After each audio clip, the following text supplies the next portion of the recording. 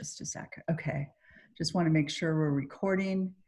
And I'd like to introduce the editors of Voices from the ancestors, Lara, Medina, and Marta Gonzales. Hello, hello. Tell us when you want us to speak, Mari.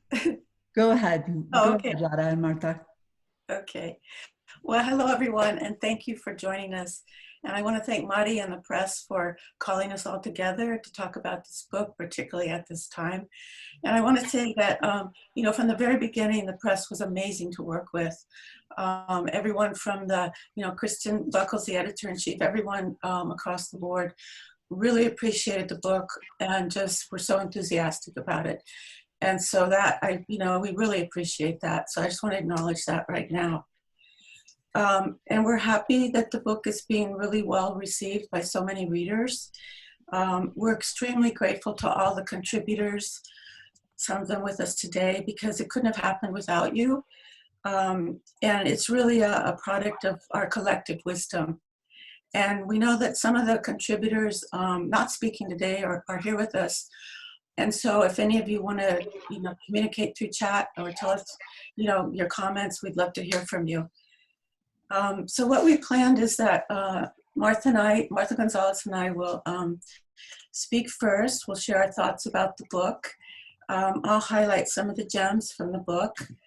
And then Martha has offered to gift us with the healing knowledge that she's recently gained through her very personal experience of helping her partner and herself through this virus. And so I really want to thank Martha for offering to do that. We spoke a bit last night about it. Then we'll hear from three of the contributors, Marta Lopez-Garza, who'll speak on house blessings, Sandra Pacheco on self-limpias, and Berenice Dimas on plant medicines.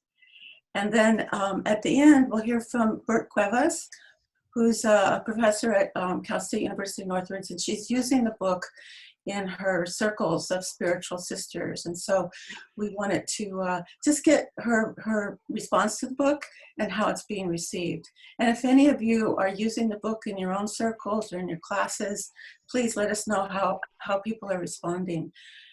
We know that one of the contributors, Maria Elena Cruz at San Jose State University, is using the book. I'm using the book at Cal State Northridge. So whoever else is using the book, please let us know. I actually prepared some comments, written comments, because I want to make sure I, you know, say what I want to say and keep to my time. So I'll be reading off and on. But I wanted to actually start my presentation with reading just an excerpt from the Sunrise Prayer that's written by Maestra Inez Hernandez Avila. And I've been reading, the prayer itself is pretty long, so I've been reading parts of it each day. And this one part just has really spoken to me, and it's helped me stay grounded and real clear about my intention for the day. And so the part I'm going to read is on page 23, and at the top.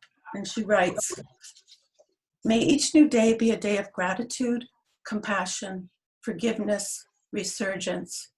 We rise as the sun rises, we rise. To give light, to be light, we must begin with ourselves." And so that really speaks to me, you know, at all times, but really particularly now as we live through this pandemic, you know, placed on top of all the other social inequalities, really demand that we remain centered and calm and full of light so that we can continue to rise and be light. And so I think along with our plant medicines and our food medicines, our meditations, hopefully our creative outlets, and physical movement, light is also our medicine, as is darkness. And Marta Gonzales shared some beautiful teachings about darkness in the intro to the final chapter on evening prayers. And I just want to quote what she wrote. Quote, "Night is the time that brings on discovery, not just of the evening, but of ourselves. For as we turn upward, we turn inward and come to realization about our place within the bigger picture." End quote. And that's on page 392, if you want to follow along. as I go through this book every time, it's full of so much wisdom. Everything in here is wisdom, and it's written with so much love and advice and guidance. One thing that Atava Garcia-Suesky says is on page 183, quote, "We must learn to engage with the medicine, to live the medicine, and be the medicine." And I think that's so, so important right now, because I think it's central to our resistance to this pandemic, to be the medicine. And so our intention with the book is to gather the medicine that so many of us as Chicanx and Latinx are practicing in our personal and communal lives. And as we say in the introduction on page 3 to 4, this is a collection of wisdom writings and visual art based on our oral traditions, our research, our intuition, and our lived experience. And it's wisdom that has reemerged in the last 50 years, but we all know that it's wisdom that's much, much older than that. It goes back many generations to when our ancestors really understood their interconnectedness with each other, with nature, and with the sacred cosmic forces. And that's the knowledge that has been and is continuing to be recovered. Recently, in the Los Angeles Times, I was reminded in an article titled "Scribes of the Past Reach Out," where it stated that in 1520, 1555, and 1576, our indigenous ancestors in Mexico City, in what was then New Spain, experienced smallpox epidemics, and the last one being recorded in the Florentine Codex, compiled by indigenous scribes. And I know most of you, all of you probably know this history. The indigenous scribes continued to record our history, even as they were sequestered due to the plague. And as we know, there were many, many deaths among the population, but there were also survivors. And many of us are the descendants of these original peoples. And I think that's so powerful to remember at this time. Disease, as we know, disease and genocide happened wherever the Europeans invaded. And as Chicanx Latinx and Afro-Latinx, we are the descendants of their survivors. And I really believe that our people will resist and we will survive this pandemic. The knowledge in this book comes from deep places.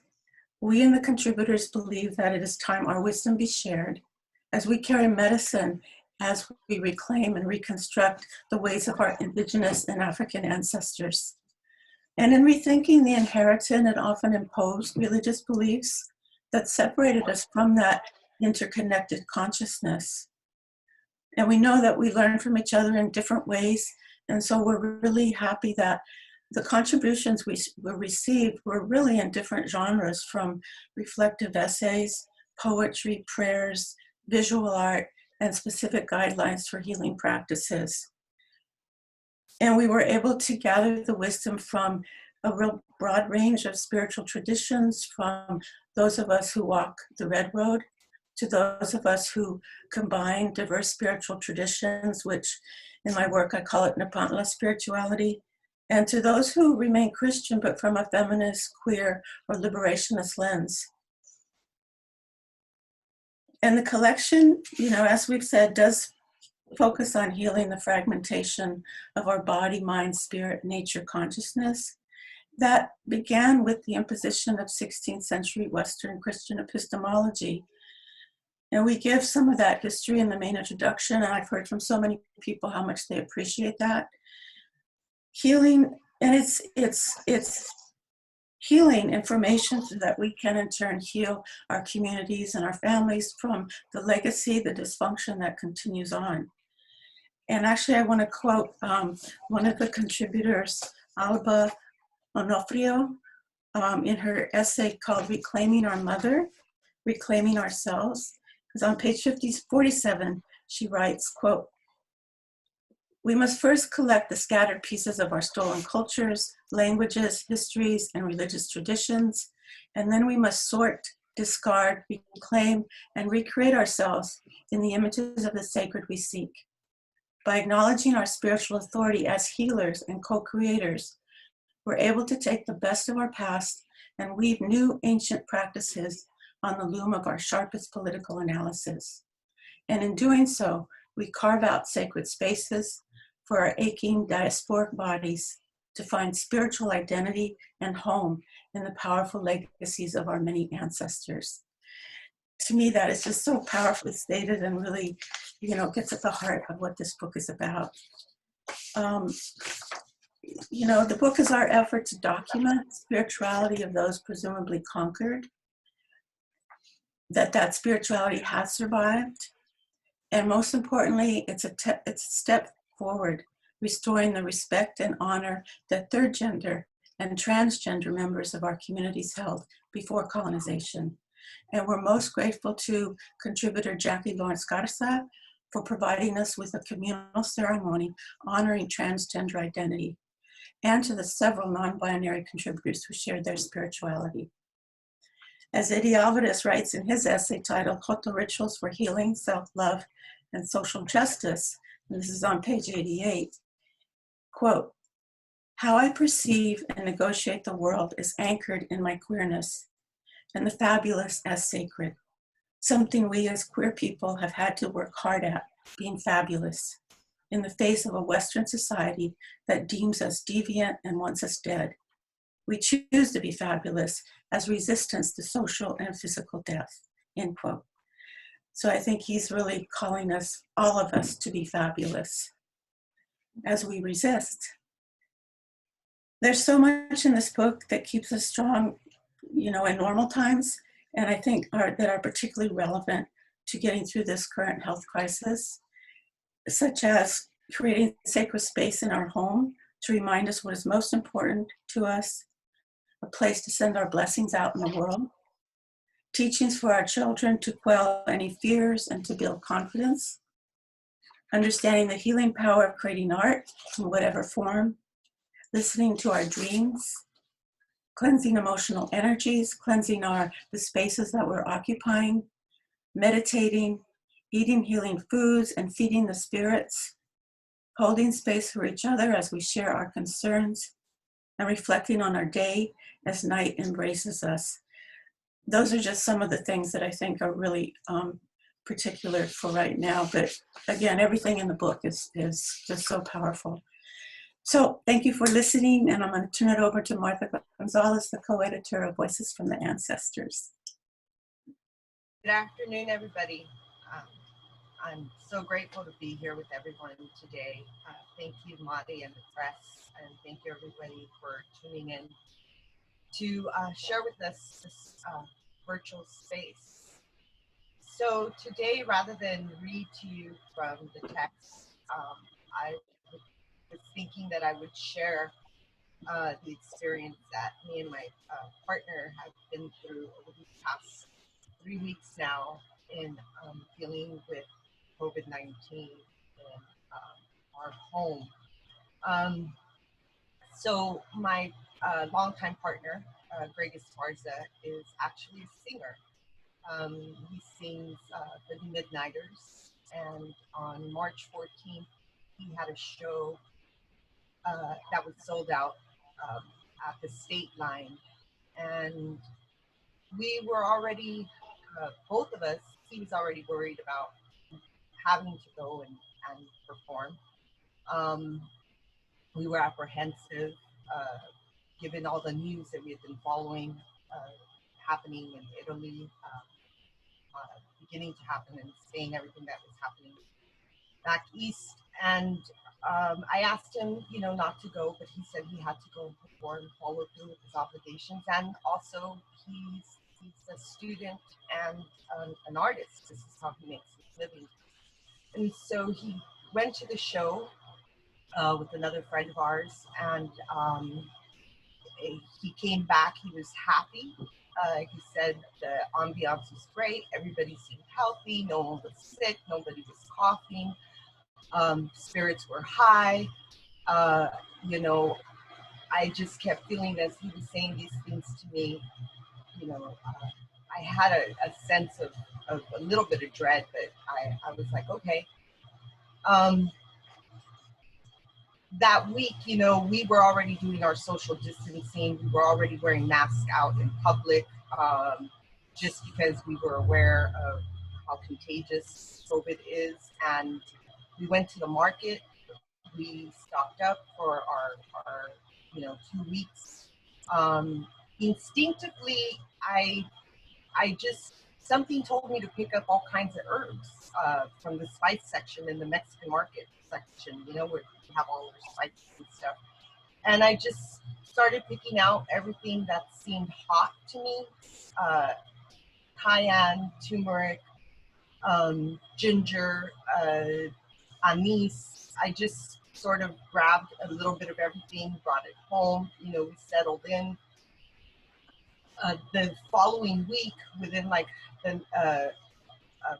about a week's time, I started feeling, I thought it was the rain coming on. Because I usually get bone pain around rain time. I started feeling a little ache in my bones. At some point, I noticed that my sense of, we first noticed we were eating a bagel one morning, and he says upon remembrance that even the day before, he started feeling like food wasn't tasting right to him. And our bagel that morning, we couldn't even finish it. It tasted like cardboard. So we dumped it, he started feeling a little bit of sinus drip in the back of his throat. He thought it was his allergies coming on. I, the night before, had experienced a kind of minor fever, along with my bone pain. I put a heating pad on.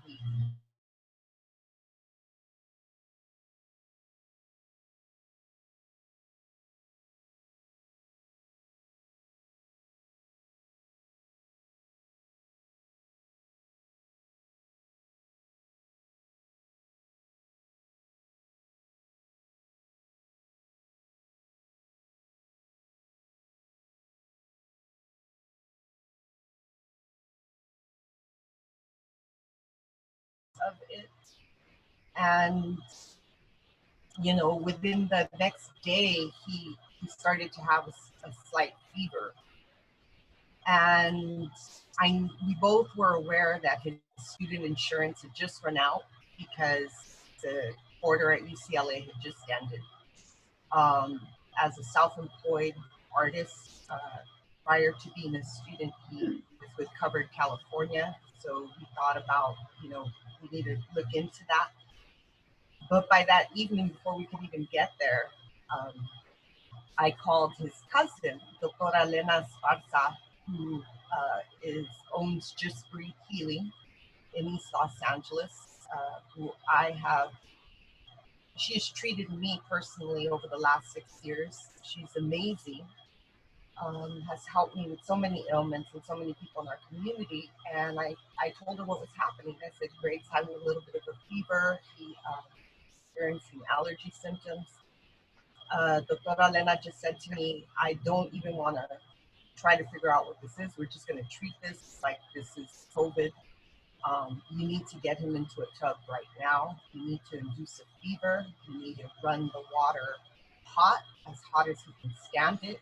You need to, she went through this whole explanation of what I was going to do. She said I needed to lay out tarps somewhere so that he could sleep on them at night, so that he would not have to get up. If he had to go use the bathroom, he could use it where he was laying. He was not to leave the space that I was creating for him once he was under there. I got him in the tub because he was spiking a fever. He tried to resist the heat of the tub. But I had to kind of beg him at that moment. We both, Elena was on the phone with me, and we were just like, you gotta do this. Got in. I added some cayenne pepper to the tub, to the hot tub, to make sure that the water was heating up enough for him. As he's sitting in the tub, I took a wet sheet, packed it with ice and cold water, and I was to wrap him in the sheet as soon as he got out of the tub, and then stick him under a ton of blankets so that he could. Elena explained to me that I needed to induce a fever in him so that his body could begin to fight off whatever it was that was happening to him, whether it was COVID or anything else that was going on, or severe flu. but I needed to do this. And that's what we did that night. So his fever broke. By the morning, he woke up feeling better, but you know, within like a day, his breathing started to worsen. His breathing condition started to worsen. So I'm calling Elena, checking in with her probably twice that day. She hooked me up with a bunch of medicine, natural herbal tinctures, gave me directions. I told her what spices I had here at home. She gave me directions, given what I had in my home, on how to make hot teas for him. The next day, she directed me on how to make a plaster with spices that I was to place on his chest, on his front and his back for half an hour each on his sides to try to warm him up on the inside. According to what we had been learning and what she was telling me, what COVID does is that it attacks the lungs and it makes it solidifies everything. And so the idea behind it is to warm up the lungs as much as possible. With liquids, I was busy making soups. I've been in the kitchen for like the last 2 weeks, cooking every day, just making stuff fresh for him and myself. You know, she gave me a regimen of vitamins, vitamin D, vitamin C, fish oil, omega fatty acid oils that he's taking throughout the day that I have to take as well. Some herbal pills to boost our immune systems, just this whole regimen, daily regimen of medicines. And so for about 4 days, he was down. He was down. He was having a hard time breathing. I used eucalyptus steam, a bowl of water with eucalyptus drops, and I created a little lodge for us every evening. That's what we do around our table. We put blankets over us and we sit with the steam and you know, talk to the steam, ask the steam to come in to help us, same for plants. And luckily 2 weeks later, he's doing much better. We have been able to get him to a doctor. He has been tested. I think one of the most frightening parts for me throughout this whole thing was one, coming to the realization that we may have somehow, before we got an affirmative on where he might have contracted the virus, that first we had contracted the virus and watching the news that what were we going to do? I'm insured because of my work, but even so, you know, what would we do if we got really sick? So I think dealing with fear was the first part of sort of moving through this, and then having Elena say to me, you know, Marta, you're just going to have to be a little warrior about this. Mm-hmm. And I think that I want to say, listening to Lara open up with this idea about being light and being love, there's just a sense where I had to, my other fear was that I'm responsible. I am healthier than he is in the home. So in some ways, we can't go anywhere. He can't go to his family. I'm responsible for him, for seeing him through, for making sure that I don't get more ill, and that I have, in some ways, his life in my hands. It's been a bit traumatic, but at the same time, coming to the realization that we've been together for so long, and that there's just, he's looked at me a few times like, wow, you love me.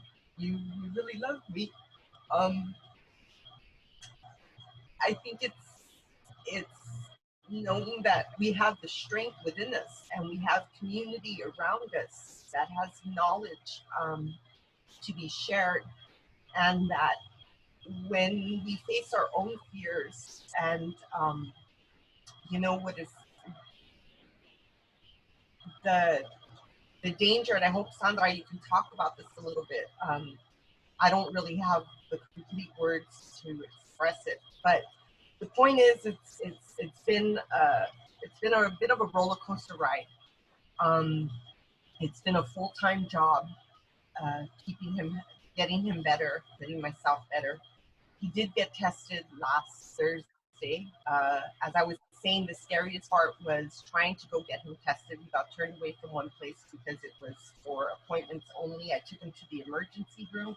The doctors checked his vitals. They listened to his lungs. They said he was fine, but they basically told us at the emergency room, he cannot come back here unless he feels like he's drowning in his own fluids. So being faced even with that, you know, you can go to the hospital at this moment only if you feel like you're dying. You know, we were both kind of flabbergasted. That was my breaking point. I reached out to people online, that people know that I was really tired. Members of our music family, of his music family, brought by some food. We were so grateful just to feel that love coming from the outside. Lara brought by some rice that I needed to keep making plaster. Another friend of mine brought by a humidifier. Just people started reaching out, and it made him feel a lot better. It made me feel a lot better. So also not keeping ourselves isolated, I think, in that way, and letting love and light into our home from outside was very, very helpful to both of us. And I think really for his healing process. For him, observing him and what he's been going through, it's been tough. It was very hard to watch him actually struggle with trying to breathe, not being able to walk without coffee. But I guess I wanted to emphasize that he really believed in the beginning that these were his sinuses. About a week ago, we got a text message that one of the other singers from one of the other bands that was also at the concert, had tested positive and was in the hospital on a respirator. At that moment, you know, Greg started freaking out a little bit more, and I had to then talk to him and tell him, you're not going anywhere. You know, you have a lot of work to do on the planet still, so it's going to be fine. We're going to get through this. And I think he's been having his own kind of process where he's been nostalgic. He's been sort of, I think this whole process has made him face his life in some ways. These weird kind of nostalgic moments he's been going through and recalling bits of his childhood, you know, his relationship with his father. So he's been having some interesting dreams. I wanted to bring that up because we do have a chapter in the book on dreaming. And I wanted to emphasize that he had this one particular dream that he shared with me, which I thought was very revealing of everything that he's been through and sort of what this moment, this pandemic, is asking all of us to actually consider about how we're going to move forward in the world that is now being shaped around us. And so I wanted to emphasize the dreaming because I think it's an important moment for people to pay attention to what's happening in our dreams. There's a lot of, I'm not an astrologer, but a lot of my friends who follow astrology very closely have mentioned there's a lot of very interesting movement in the stars right now, and that there is information coming to us from the cosmos. And so we know from our elders and from our traditions that dreaming is one of the ways in which we do receive information from the beyond. So we have a beautiful contribution on dreaming, on how to keep a dream journal. So I just, coming back to just sort of end the whole process that we've been going through, I just want to stress, you know, for us at the moment when we started when we approached Elena, we didn't really have a choice. It wasn't like we could just go to a doctor. Like I said, his insurance was in the in-between space. But I trust Elena. Everything that we use to get ourselves well, that we are continuing to use, is all natural. It's all herbal medicine. It is all spices. I said to Greg, I think one of the biggest lessons we can take from this is that we are of the earth. We are of the earth. And if we can figure out a way to come back into balance, why wouldn't the elements of the earth itself heal us if we ourselves are not a part of it? That connection has become so clear and so relevant, I think, for us, that the importance of food is medicine, which Berenice, I think, is going to talk a bit about and share with us about, is so important. All of the food that we have been eating at home has, been prepared very, very consciously with very particular kinds of spices and ingredients to go into it to help heal our bodies. So I'll stop there for now, and come back and take questions later on. Thank you. Thank you, Marta. Thank you for sharing all that. Okay, so now Marta Lopez-Garza is a professor in Women and Gender Studies and Chicano Studies at Cal State Northridge, and she's going to offer us her wisdom on house blessings. First of all, I want to send you, my tocaya Marta, you and Greg, my love and light. And, whatever we can do, let us know. Abrazo. Thank you all. It is sincerely an honor to be a part of this collective work and for us to have this opportunity to impart our knowledge of our ancianos' insight and wisdom. In my case, to pull together the rituals I learned surrounding the blessings of homes that I witnessed since childhood, that ceremony of life and spirit and living spaces, which I took for granted, tucked away in the recesses of my mind and my heart. Writing this piece for this book opened a floodgate of knowledge I've held all my life and maybe beyond. The words, the voices poured out easily as if they had been waiting patiently for this invitation to be released onto the page. In this time of COVID-19, this virus that has hit people across the globe and in our own homes, it is a time for us to remember that our people had survived plagues, invasions, loss. It is time for us to reach back to those ancestors to find wisdom and valor. This book can help us get there. It is important to listen and honor and pray to those ancestors who've been silenced and overlooked. They, nevertheless, remain alive through our stories and our historical memories. Let's hold them close, and we will survive this.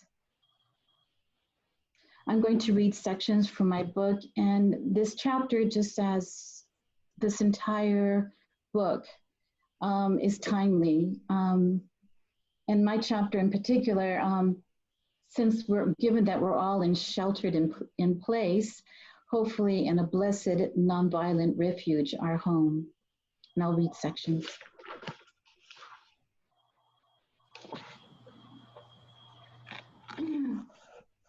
Bendiciones de casa have been a part of my entire life in some form or another. I watched as a child those around me who in various ways practiced and lived their lives spiritually and culturally. As a young adult, I lost sight of the spiritual dimension of living and working spaces. It was not until years later that I realized I was carrying ancestral memories within me. Once I acknowledged what I held within, I was open to learning more, to expanding my understanding of space and energy, to learning from many teachers and through many ceremonies. I do bendiciones de casa because the dwellings we live in, love in, work in, need to be supportive spaces that embrace our lives and nurture our hopes. The world is often in turmoil and life is uncertain. Therefore, it is essential to have one's own space as affirmative and as secure as possible.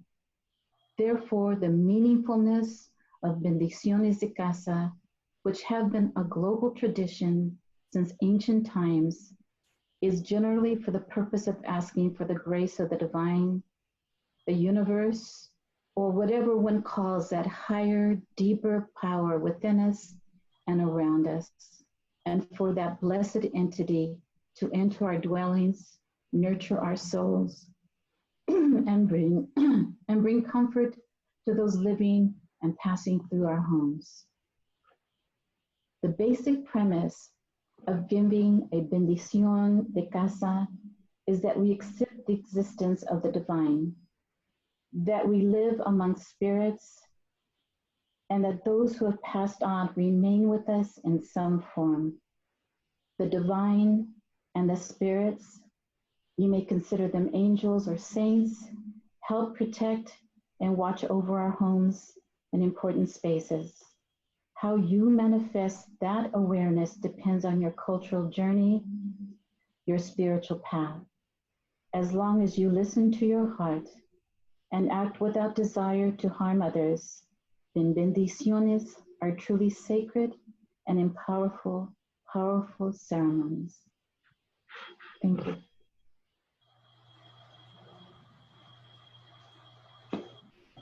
Thank you, Marta, very much. Beautiful.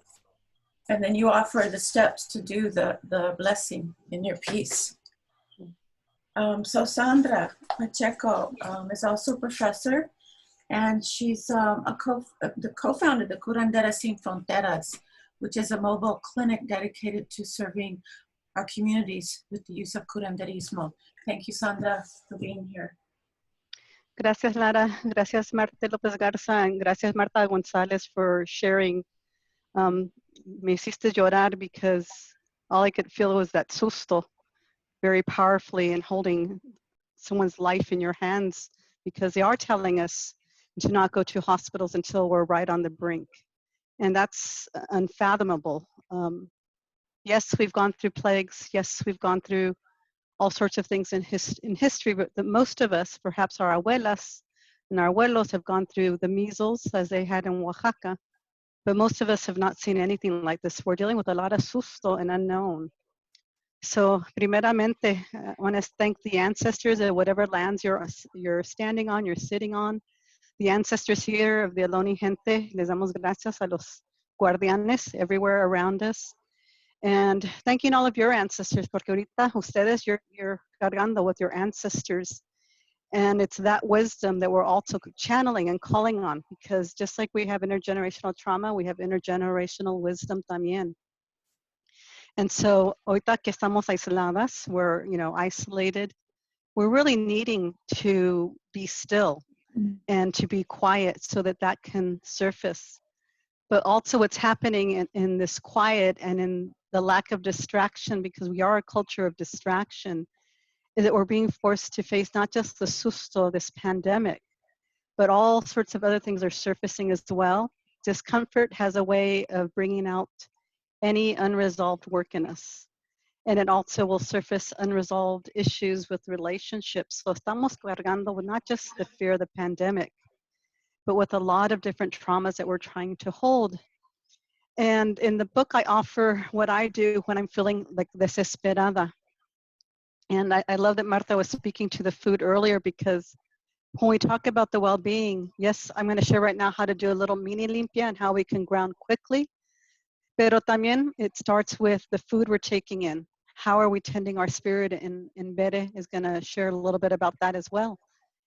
Because it's the communion that we have with Mother Earth, and that communion that we have with taking this beautiful sustenance into our being. And also it starts with our spiritual practice. Hopefully right now, one of the Triqui ancestors from Oaxaca just was saying, right now more than ever, we need to seek out the light.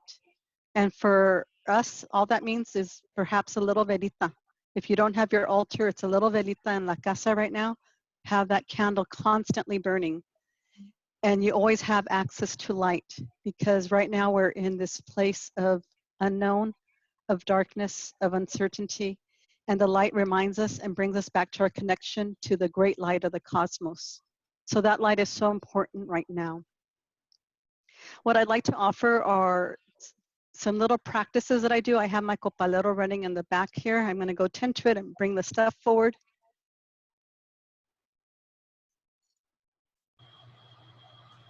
Can you still hear me even though I'm over here? Yes. Okay, good. So I'm just, these are just some plantitas from the garden. I just had them in water and I'm going to bring them. I think sometimes when we think about limpias, we might either romanticize it or think of it as something very complex. And when I do a limpia, it's going to be a more detailed limpia that I'm supporting someone with. But remember that everyone within our Mesoamerican, South American, Central American cultures, we've been doing limpias forever. And sometimes they're these quick little limpias. You come in from the house and my abuela's like, ay, ven acá, te voy a pasar el huevo really quick. And it's part of our first aid kit that we've always had.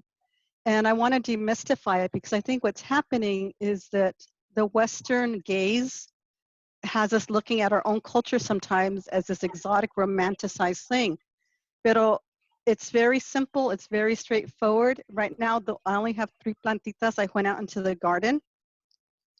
This one, let me see how close I can get it. This is one of my plant allies, and it's part of the Curanderas Sin Fronteras, which Berenice is part of the founding of that. And this is the grandmother plant, also known as pericon. And on this plant, this is the one that we say helps all the other plants do their best medicine. So she is always with me when I do limpias, provided I can find her. But it's pretty easy. It's also called Jaguetes lucida or Mexican marjoram. And you can find it pretty much anywhere because it's used ornamental in gardens. I just picked a rose from my garden.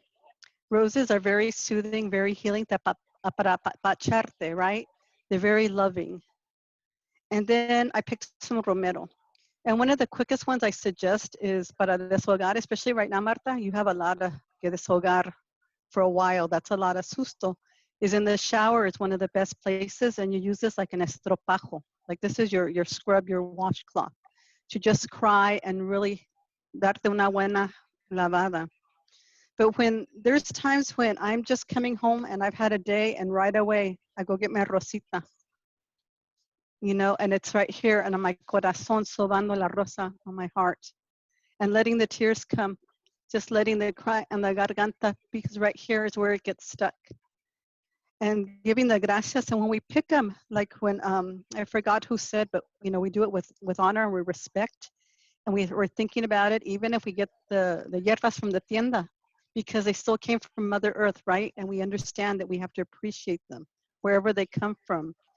And to just be able to sentir the love and the beauty of these plants, y dejarlos jalar y sacar that energy that we're holding. And we just do it con mucho de amor, and we could do it for each other if we have parejas. But to really just give yourself, entregarte a las plantitas. And the thing about the pericon, especially the scent, is very intoxicating. So you're not just feeling the sensation of it, but the smell of it. And you're allowing yourself, te entregas a las plantas, te entregas, you commit, you release into, you give into the sensation of them. And if you could do it with a tang chalk, the more you can touch your skin, the better. And this is a simple one. And you can do it with, you get some agua florida. For those of us that do limpias, and even if you don't, we always carry some agua florida with us in a small little container in your bag. And Norma Cantú, if you're still there, if you remember when we were on our way to Gloria Anzalua's gravesite, we were stopped by Border Patrol. and the sustos just started. And luckily this was in my purse. And so right away, we just started, spraying and making sure we got this on us and letting the rose essence soothe us to instantly, because, you get that sensation and you're not breathing, it's not going in deeply. And so we have to breathe again and move that energy, because otherwise this is the energy that we talk about that gets stuck in us and causes problems later. And especially right now that this gets stuck in our lungs more than ever, we have to be breathing very conscientiously with a lot of awareness.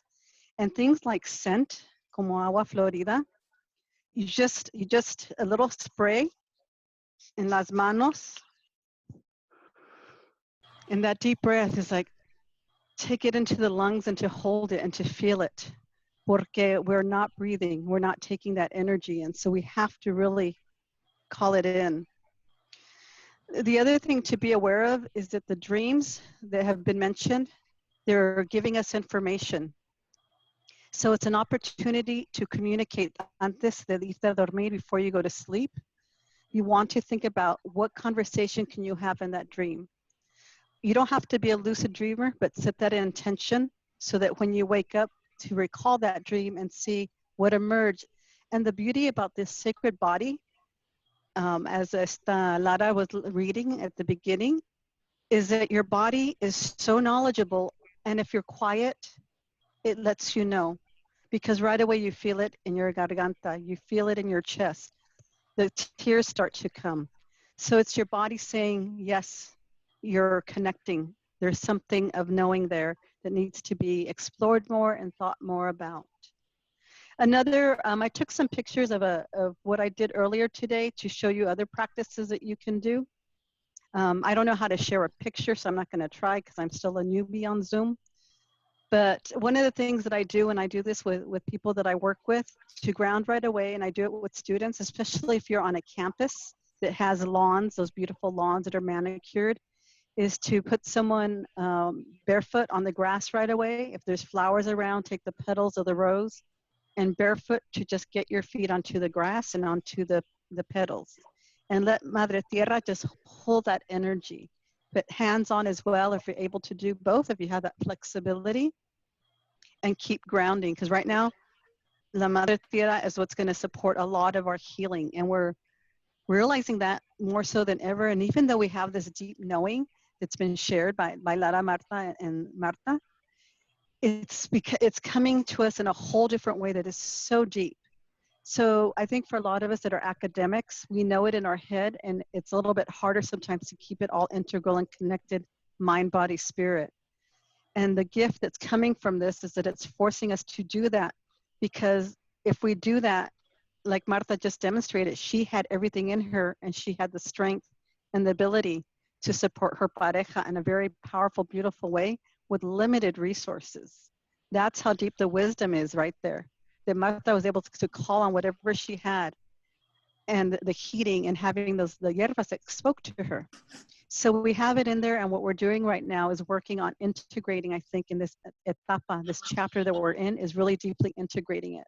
Not just the knowing it, but feeling it. And for those of us that are academics, those of you who are listening that are academics, I understand how challenging this can be, because we're in institutions that privilege the cognitive.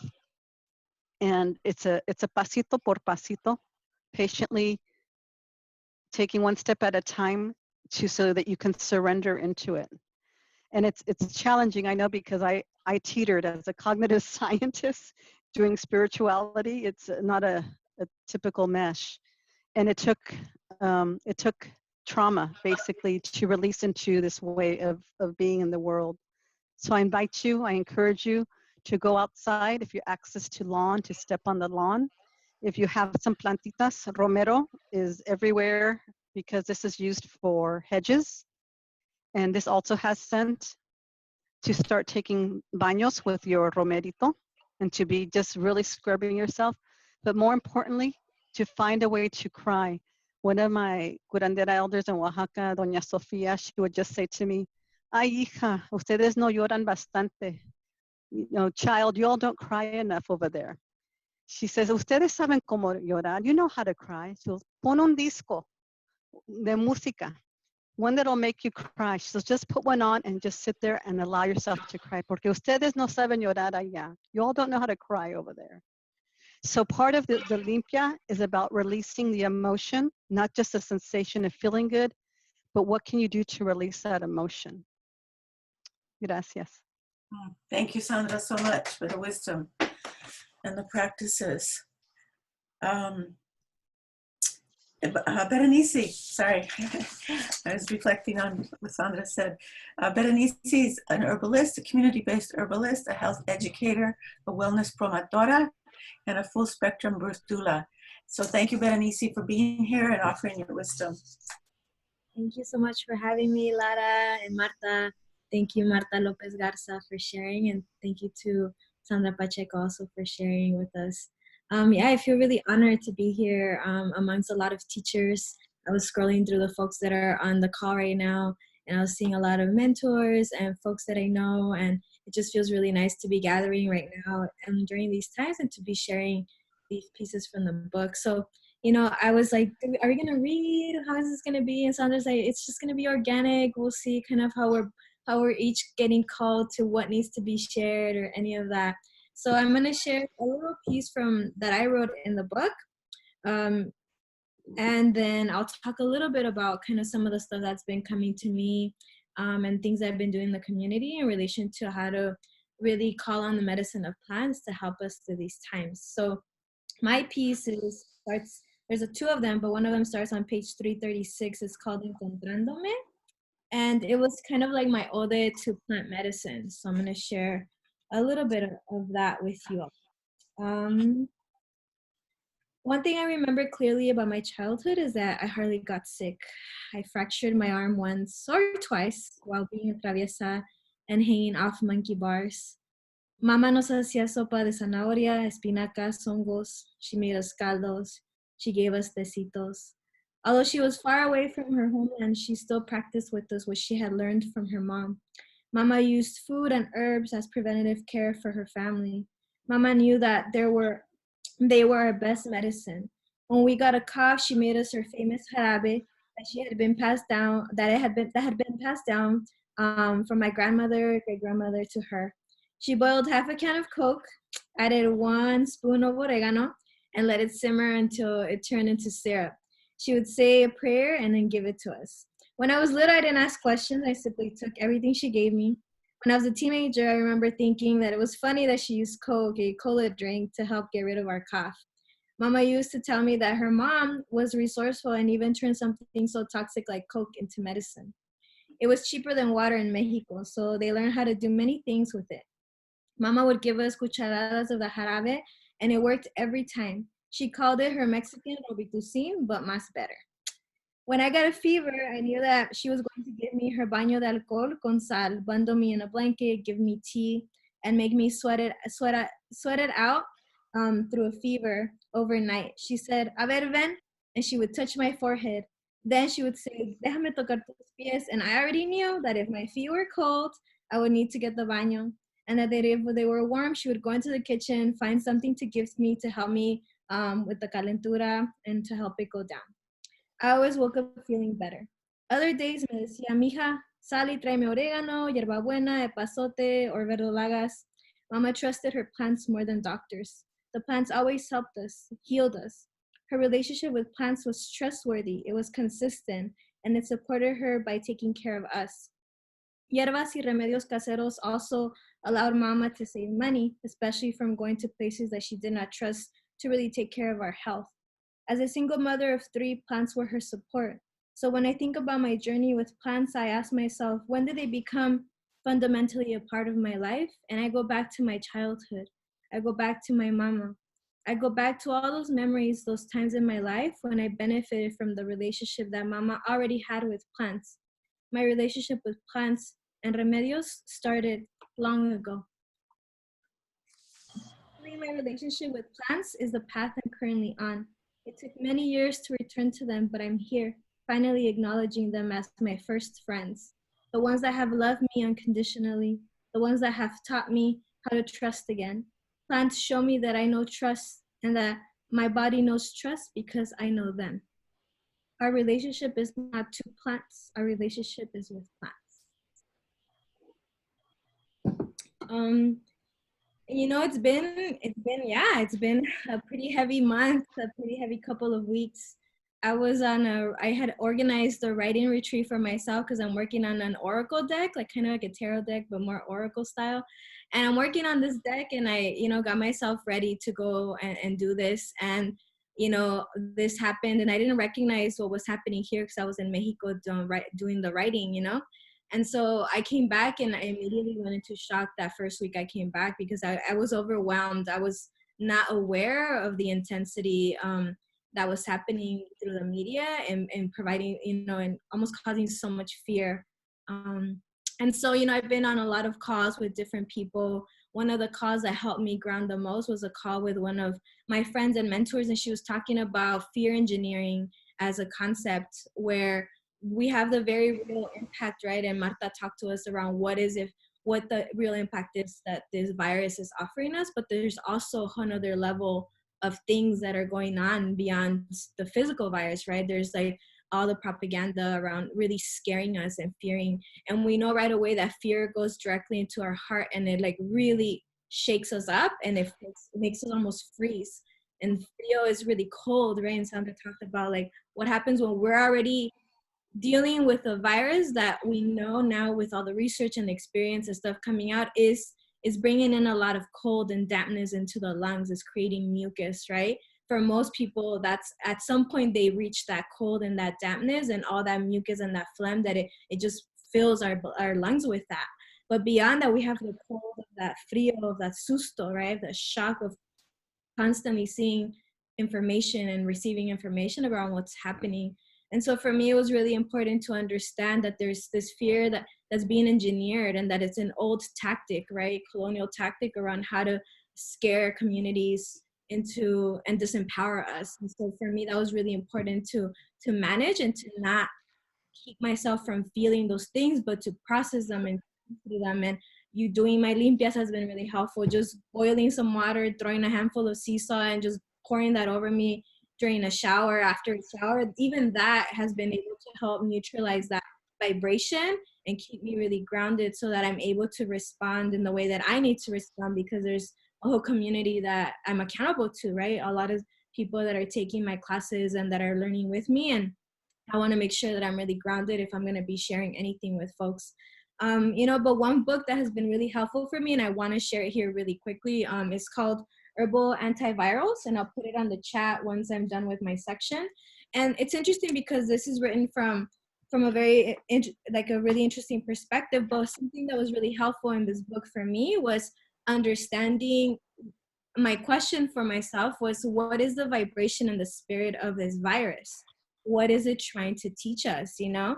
And right here in the first chapter, there's a whole conversation around understanding that viruses are part of our ecosystem. They've been part of our ecosystem for thousands of years, right? Their colleagues and their ancestors. And that for me was really helpful to not see this quote unquote virus as an enemy, which is what's happening right now with the fear engineering, right? Us seeing and understanding this virus as this enemy. And, you know, viruses germinate all life, and bacteria are found are the foundation of every life form on this planet. And bacteria had they not developed resistance to antibiotics, they wouldn't be as strong as they are right now. And so for me, that's really important because it's shifting my relationship to how I understand my interaction with this virus, right? And my relationship to it, at least vibrationally and spiritually, knowing that, you know, it's not an enemy that's part of our ecosystem, and that they used to have homes in animals and in other life forms, but then, you know, we came along, we destroyed the ecosystem that they lived in. So then they had to find new homes, and where did they find them? You know, in the animals that we eat, and then they found them in humans. And so they've also had to adapt very quickly to the demise of their own homes, right? Which they used to live in harmonious environments with other animals and plants. And so we're not in that place anymore, and we haven't been in a long time. And so for me, it's been interesting to understand the history of pandemics and viruses, but also to understand the spiritual aspect of what their teachings are. And I've also been doing a lot of research on, like, physiologically on the lungs and the respiratory system. And one of the things that was really interesting for me also is in sharing this information with the folks that are taking my classes is thinking about, okay, so what is the spirit and the teachings around our lungs and our respiratory system? And we know that the element in the lungs is air, right? Breathing, movement, spaciousness, inner being. And that some teachings that come from imbalances in the lungs, and right now we know that's happening through this virus, is really a lot of teachings on living life fully in the present moment, and assimilating that and really trusting the flow of moment by moment. And it's interesting that this virus that is attacking our respiratory system, and the teaching of the respiratory system is to be present with life moment by moment. And so I feel like there's so many layers there that are simultaneously working together, that if we're able to kind of really understand the bigger picture cosmologically, right? Like Marta was talking, there's stuff happening in the cosmos. And that, you know, if we go into the Tonalama, the day that this virus was first found in a human, which one of my elders did and did a reading for us, I was just like, oh, that makes so much sense, and how everything is happening and what the teachings are of these times. And so for me, one thing I've been sharing with my community and folks that I do work with, I have this herbal education project called Hood Herbalism.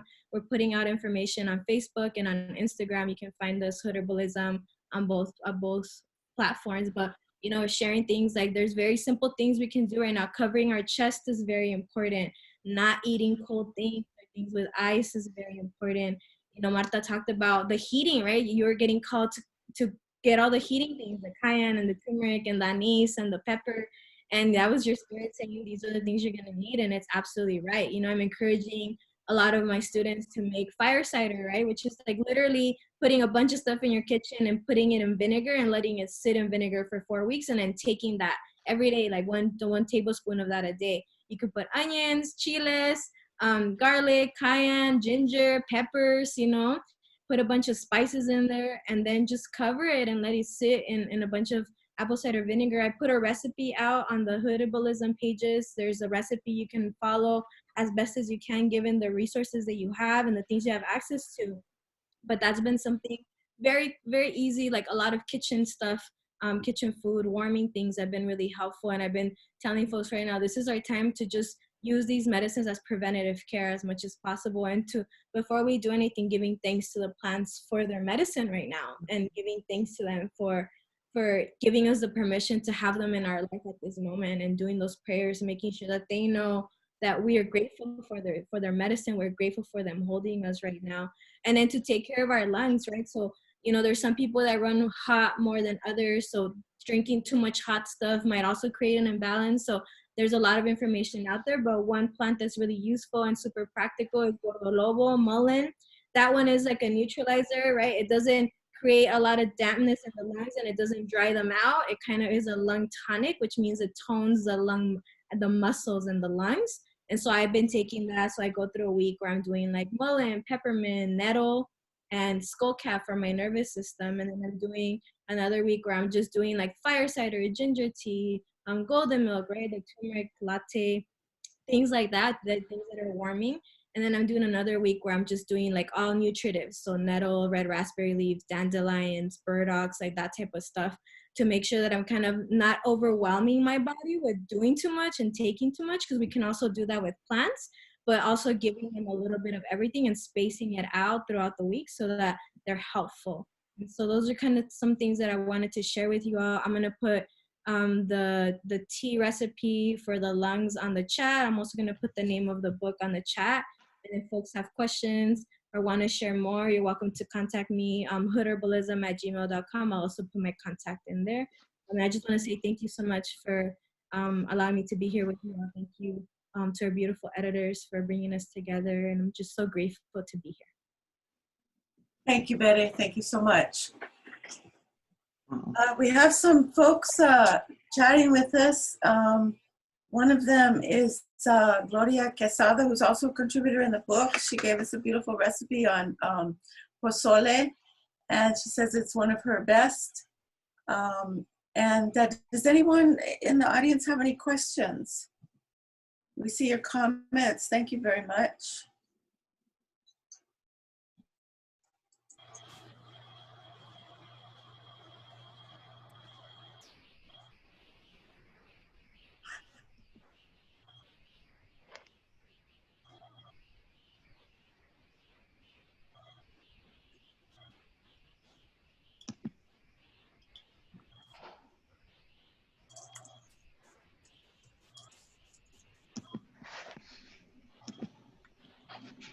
question for Marta. Marta, you see the question? To share suggestions on how to bless our homes at this time. Oh, this might, oh. Yes. You could read that chapter, but those who haven't, but essentially it's raining now, so there's a lot of things growing around us. And I would take the suggestion that Sandra gave us to using Romero, right? And whatever is growing in your home, and you just wrap it up.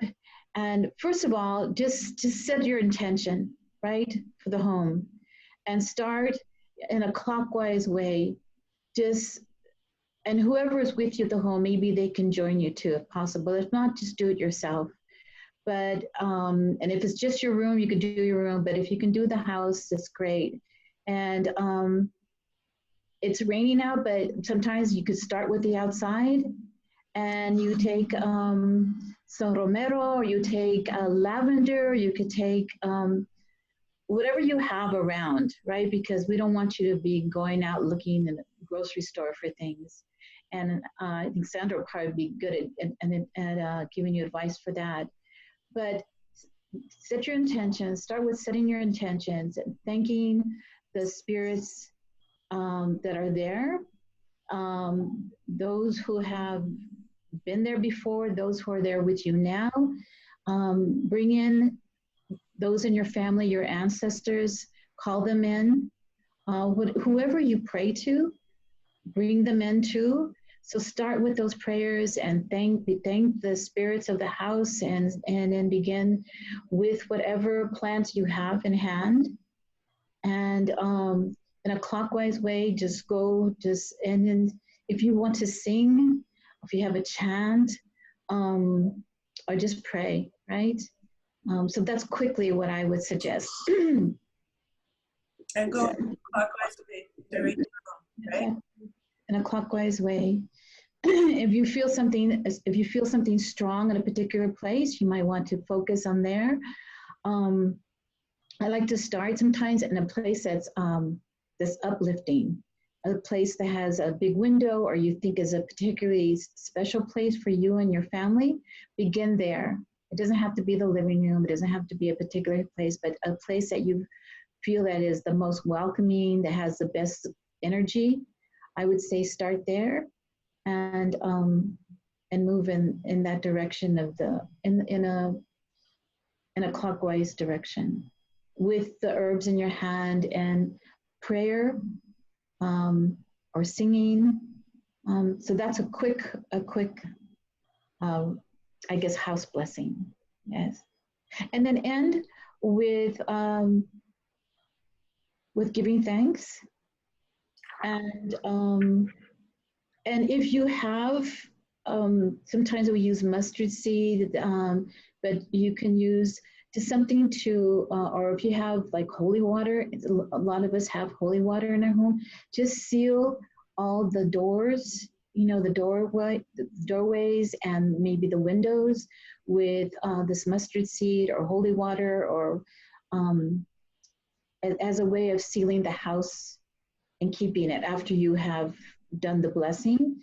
And then end with a prayer and with a song.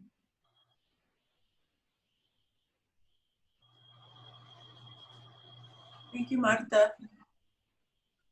And in your essay, you also suggest lighting the sage or copal to accompany you throughout the house. Yes. Someone has a question about the fire water. Betty, how long does it last? Can you repeat the question again, please? How long does the fire cider last? The fire cider is a vinegar base, so it'll last you like 6 months to a year, depending on how it gets stored. And also, if you're putting it in like bottles and you're touching it with like your mouth and stuff, it might last a little bit less. But it's vinegar based, right? So you're just chopping up all the stuff, putting it in a jar, and then filling it up with apple cider vinegar to the top. And if you're using a metal lid on your jar and you're working with vinegar, you want to put like parchment paper or baking sheet in between, so it doesn't oxidate the lid and then it tastes funny. and then you just keep it in a cupboard for like at least 2 weeks, right? At 2 weeks, you can start taking it. But, you know, somebody asked if curtidos could work similarly, and yeah, it's fermented foods, right? So curtidos and other kimchi, like other different fermented foods work as well.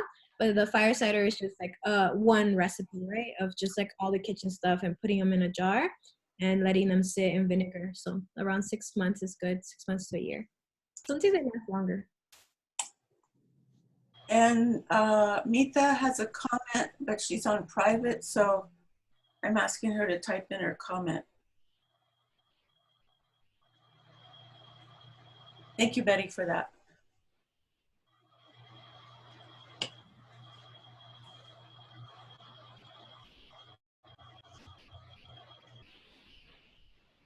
Oh, and Rossi Lima says that her mother used olive oil to put in the windows and doors. Oh, okay. Mhm. That's a good one. Okay. Mhm. Yeah, once on the New Year in Zapotec tradition within Teotitlán del Valle, they do a saltwater washing of walls. Hmm. And so something very simple is just water and salt.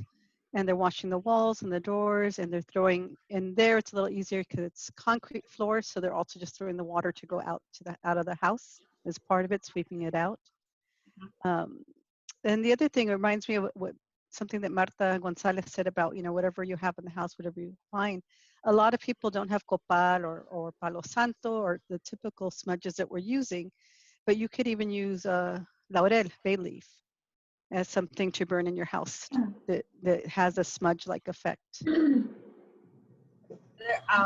Just to add to that, I wanted to stress earlier that if any of you should happen to at some point find yourselves ill, if you have hydrogen peroxide, that is something that I put into a spray bottle, and I took just a bottle of hydrogen peroxide, which Elena had told me years ago is good for clearing air. And so I spray it in the house, and it does make a big difference as we go through illness, but also as our bodies are shedding illness, just to keep the air flowing in your home when you get a chance, and to try to freshen up the air. So hydrogen peroxide helps to freshen up the air and kill any kind of viral stuff hanging out. So that's an easy one too. Mm-hmm. And someone's asking how to burn copal. Who wants to answer? I have some going right now, so I could show you.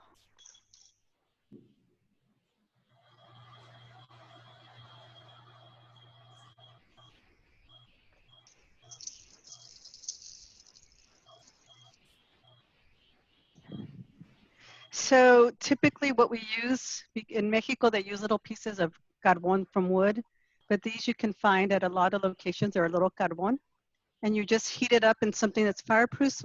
Most of us that do this work have our copaleros, but there's a lot of things provided. They're just fire safe out of clay that will work. You'll find a lot of things. And you typically want to have something around because it will heat up the whole surface. And so essentially you just light this and it stays in the center. You could see the one that I had burning, see how it's already burnt? And in the middle is the copal. It went out, but normally it would be very hot, just like you would do for a barbecue. And you just put a little bit of copal in there. And that's basically it.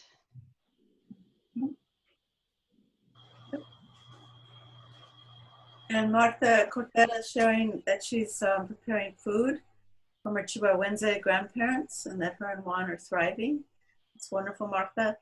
And yeah, I'd like to show that, you know, teaching online from home is giving me more time to cook.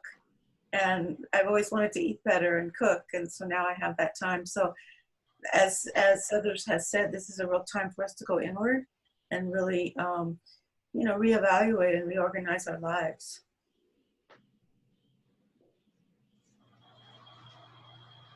Someone's saying that they sell the carbon at Whole Foods.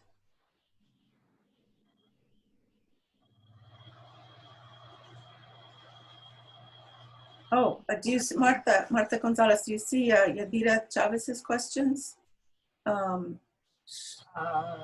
What was purpose for the cold sheet after the hot bath? So I don't know the name of the process. Maybe Berenice, maybe you know the name of what is it called when you take a hot bath and then you wrap yourself in a cold sheet and then you cover yourself with blankets. Like, what is the name of that process? Or what? I know it's meant to allow the heat in the body to kind of rise quicker so that you can induce more heat in the body. But I don't know what the process itself is called. I don't know what the process is called either. I mean, my mom, when she would induce fever, she'd do it with, and I talked a little bit about it in the reading, right? But she would do it with alcohol and salt. So she would like get a pot and put rubbing alcohol in it and then grab some sea salt. And then she would throw matches in there and let it light up in flames and then cover it and do that a couple of times to warm up the alcohol. And then she put it all over us and cover us up like completely and give us something really hot to drink and then put us to bed. In this case, it sounds like that's a different technique given what the virus is doing in the body. So I would feel like we would have to ask Doctora Elena for that. And just to let you guys know, if you need to call her, she does talk to people on the phone. If you're in Los Angeles, she has told me, and I just want to say this really quickly. You know, when we found out that the other singer was sick, we were kind of like told, oh, it's on the hush hush. There is nothing to be ashamed about if you happen to get sick, you know, and to keep it quiet or to act like there is some kind of shame around this is ridiculous, because you only endanger yourself and you endanger people around you by doing that.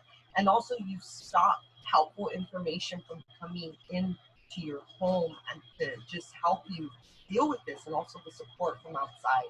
I just want to stress that because we had to kind of like confront that, and it was just, I just put her information on the chat. So Doctora Elena EsparzaDC.com, and on Instagram she's under @Dr. Elena DC. That's on the chat. Please call her because she has said that she's not getting enough phone calls, and she feels it's because people don't want to talk about it. Oh, wow. To talk about what they're experiencing. So she gave me all the information I needed to do what I did over the phone. So Wow. letting you guys know. Yes. So I'm going to post a list of foods to avoid. I think most of us know that we shouldn't have dairy products. However, there are a lot more foods that we should be avoiding that produce mucus. For example, red meat, eggs, bread, all the unprocessed foods like that, cabbage, potatoes.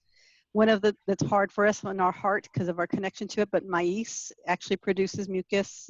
Coffee, which a lot of us are dependent upon, produces mucus.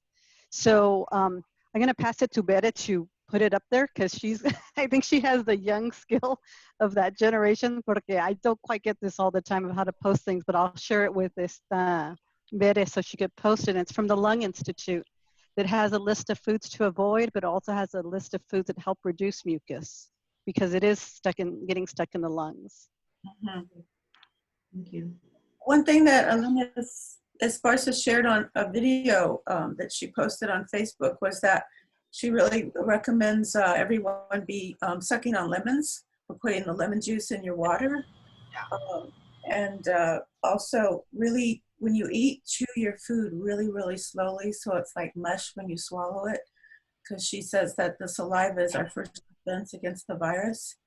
And so I've been doing that, and it really creates a different experience of eating, actually. It becomes much more ceremonial and much more reflective. So we just have a few more minutes, 3 minutes. Anybody want to say anything? I have a question. Is this going to be on the press's website? They said it would be on their blog, which I assume is on their website. They have a YouTube channel, and she said on their Facebook page. So if we got into your website, Mari, would we be able to see where to, if our students or someone wanted to get in and watch this? Right, and I have all your email addresses. I'll be happy to send you the link to that after I post it. Thank you. Thank you. I know, I noticed one more question someone had about guiding children and youth through spiritual practices at this time. I didn't know if anybody had I know that's a very deep question, complex, I imagine. But if anyone, that was pretty much our last question that came in.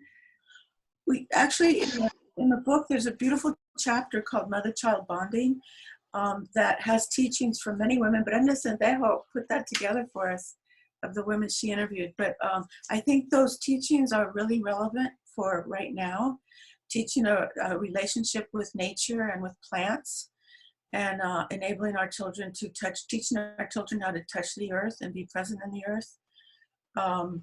I think being really honest with them right now to dispel fear, but also to give them the confidence to know that they're safe with their families.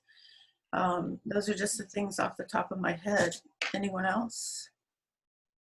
There's a beautiful prayer at the end of the book in the closing, in the evening prayer section, that is offered by a colleague in North County, San Diego, Maria Figueroa. It's a simple prayer, El Ángel de mi Guardia, but I think right now, you know, practicing with your kids, with the little ones, and even the teens, just on how to be thankful for the day, and just to remember. I think the other thing, the thing about the house blessings, cleaning the house with hydrogen peroxide and all these other things, is that each day has its own energy, each day is its own person, and each day has something new to bring us. It has new offerings. So I think thanking the day for having been, and welcoming in our sleep. I think the last thing I want to say is observing how much Greg has slept through this whole process is a reminder of how much our bodies need to rest. These are really strange days, but if you feel like resting and sleeping, then let your body rest. Your body needs that time to rejuvenate and to heal itself, to fight off anything that might be coming on, or just to keep itself healthy. Okay, I think that brings us to our time. I want to, on behalf of the University of Arizona Press, I want to thank you all for joining us, but also for the panelists. It's actually just wonderful to see your beautiful faces today. I really appreciate your time and generosity of giving us your time today. Marta, we wish Greg the best, and your household, and everyone, but your spirit really shined through tonight, and we really do appreciate that very much. Everyone have a good night. Again, thank you for your time. Lara and Marta, thank you for this book. Thank you, Mari, for bringing us together. Thank you. Goodbye, Thank you, everyone. Bye, everybody. Bye. Cuídense mucho.